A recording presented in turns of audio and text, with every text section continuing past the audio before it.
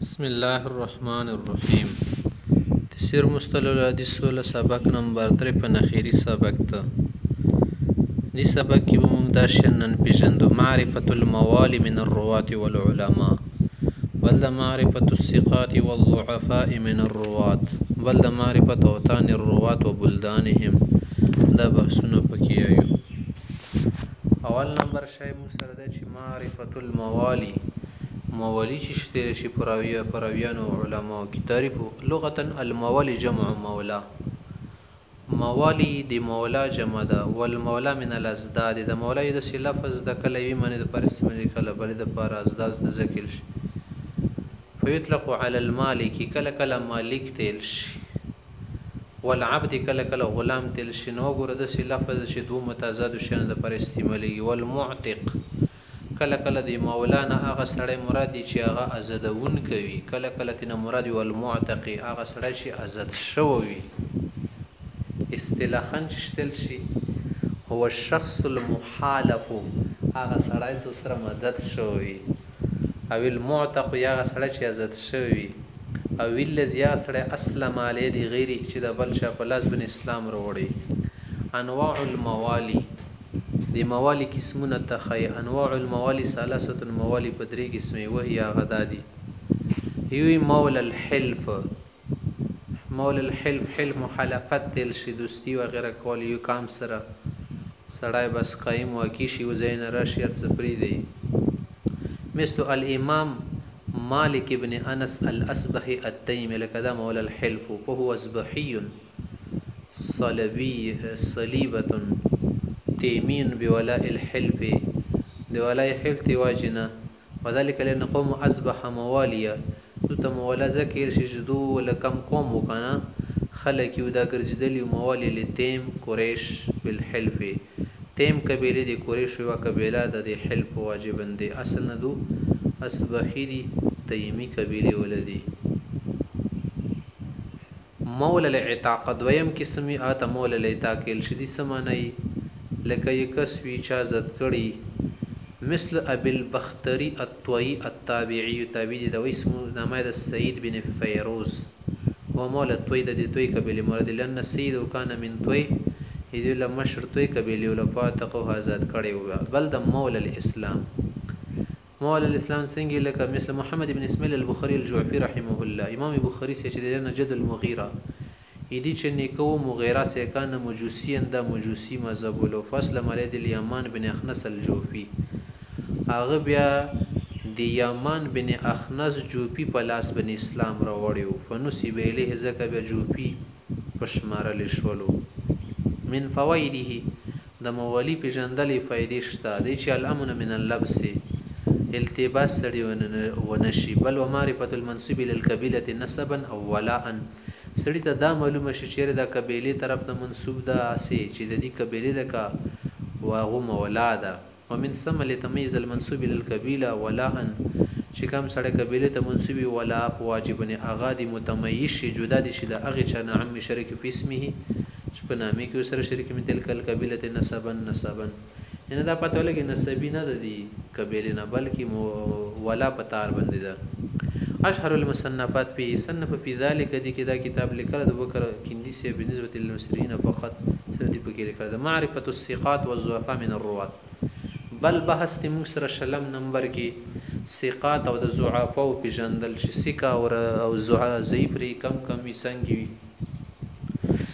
تعریف الثقه والضعیف لغه الثقه لغه المؤتمن، معتمد کاست ثقه الشي، والضعيف ضد القوي، ضعيف دي قوي ضد چې کمزوري. ويكون الضعف حسيا ومعنويا، کله کله زوب پکې جاواته کې د لشسترګو سره کتل شي، کله کله معنوي وي چې کتل نشي بس عدالت او نیکی تقوا سره تعلق ساتي.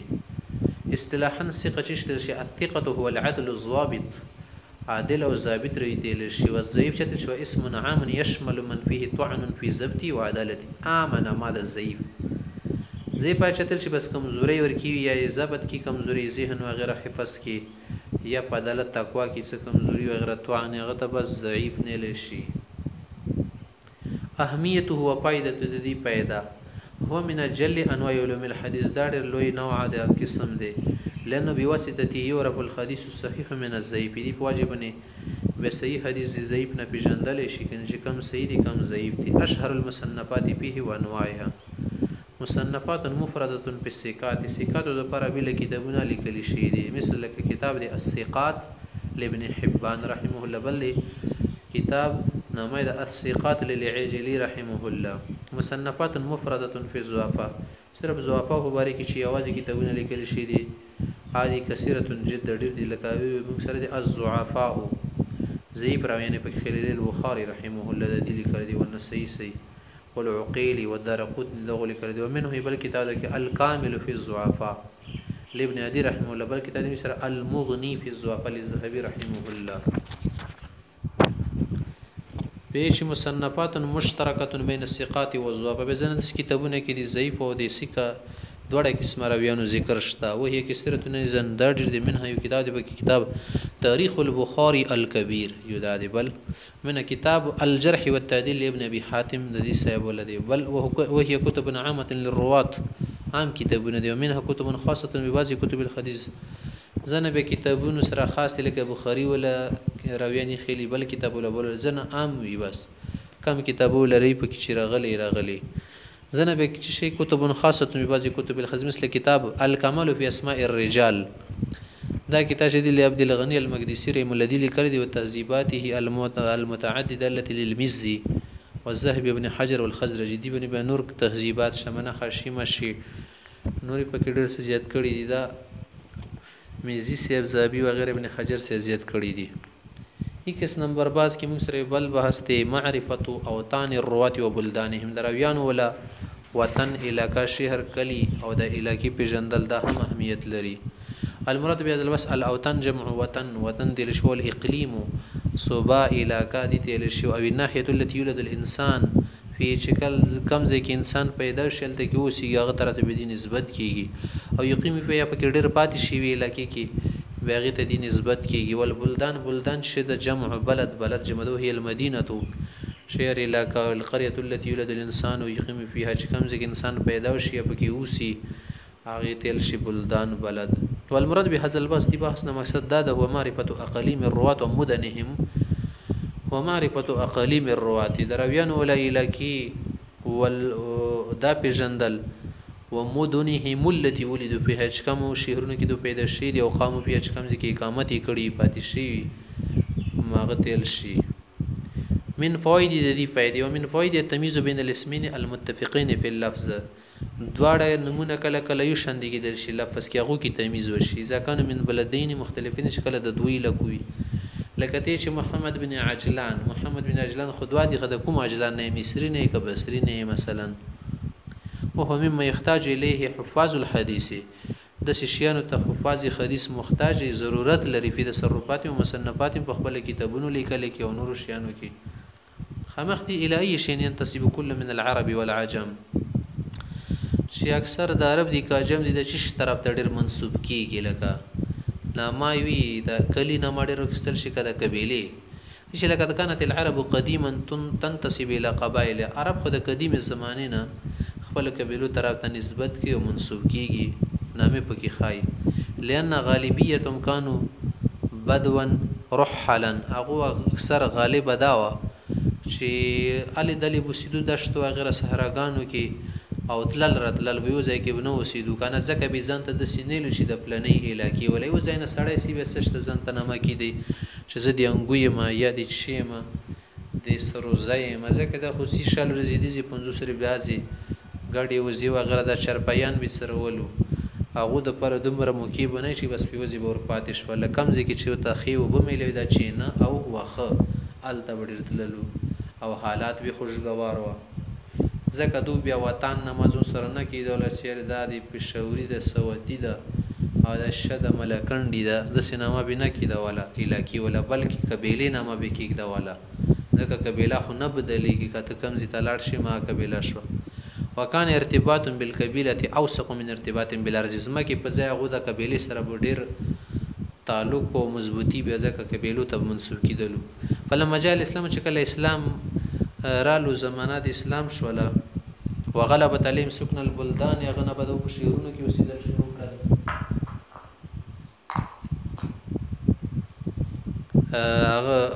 والقرى په کلو کې انتسب الى بلدان مقرم بیا غنه بعد علاقو طرف ته منسوب شو بیا دو شیان جاری کړلو. اما العجم فإن منتسبون الى مدنهم مقرم بين القديم دا جم خلق د پخوانی زمانه نه شهرونو وغیرہ او علاقو طرف ته منسوبي قبيله د ډیر نه خي. كيف ينتسب من انتقل عن بلده كي سره د خپل علاقې نه لاړو به څنګه دي نسبت ورسته کوي.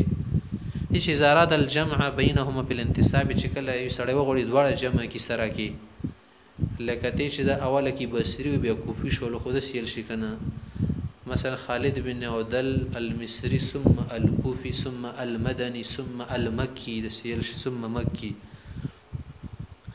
که نسبت کی جمع کول وغوړي فلیبدا بالبلد الاول اول نما بدی شهر خالص کوم ځای کې دا اوسېدل اول چې شو الهنګوي ثم البشاوري ثم السواتي ثم بالثاني المنتقل اليه چې کوم ځای ته لاړوي ويحسن يدخل على الثاني حرف غين ثم فيقول ويدخل ويحسن يدخل على الثاني حرف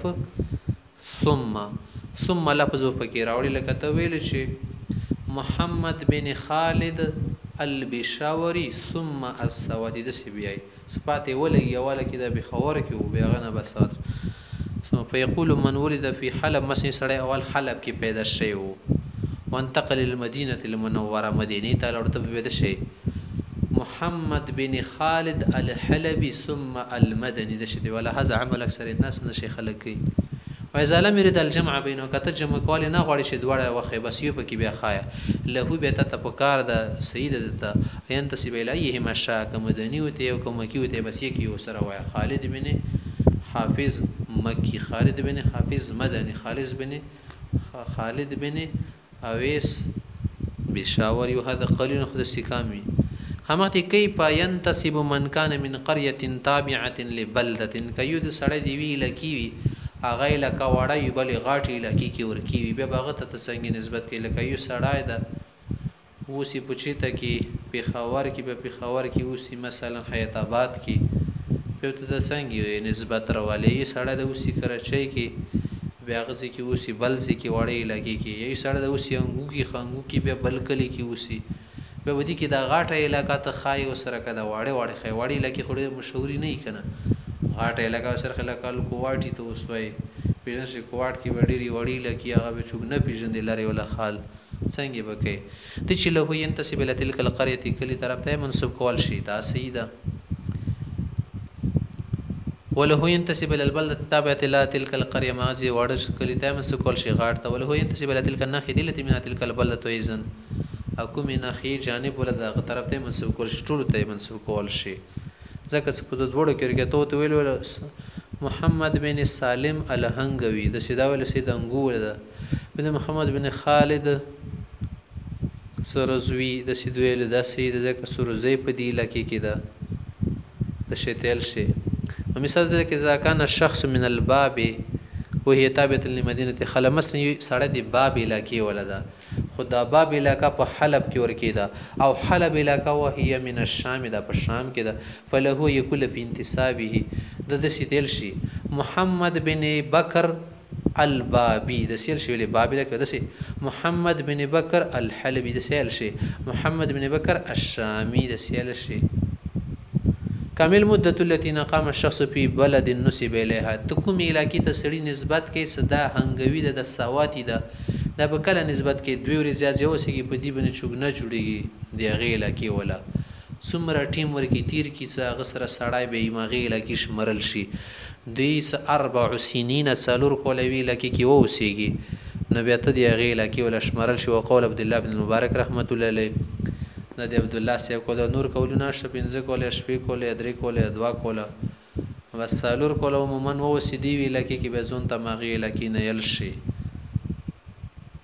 اشهر المصنفات به يمكن ان نعد كتاب كتاب د ممكن چې دا وشمر لك الانساب نميجي للسمعاني الذي تقدم من مصنفات الزنو لانه يذكر الانتساب للوطن وغيرها دا موږ شمرل شي په انسابو کې د دې فن کې شمرل شو بل ومن مزان ذکر اوطان الروات وبلدان بل کتاب دي د پر چې پرویانو نو علاقو وطنونو سره مشهوري کتاب سره د طبقات الکبرى دا دی فن کې رسی لابن سعد رحمت الله. هذا اخر ما يسره الله في هذا الكتاب. دا بس اخیری کوشش والا موږ په دې کتاب کې سن کو. صلی الله علی سیدنا و نبینا محمد وعلى آله وصحبه وسلم والحمد لله رب العالمين. اللهم تقبل هذا منا واغفر لنا وارحمنا واحفظنا من الفتن ما ظهر منها وما بطن. اللهم ارزقنا سلامة وعافية في الدارين وارزقنا كل خير وارزقنا شفاء كاملا عاجلا مستمرا دائما. اللهم احفظنا واحفظنا من الشرور كلها واحفظنا من الفتن والبلايا كلها. اللهم ارزقنا كل خير. اللهم آتنا ما تؤتي عبادك الصالحين. اللهم ارزقنا ألفة وبركة وتوبة وثوابا وجمالا وحكمة وحلاوة وخيرا. اللهم ألهمني رشدي وأعذني من شر نفسي. ربنا آمنا بما أنزلت واتبعنا الرسول فاكتبنا مع الشاهدين. آمين برحمتك يا أرحم الراحمين.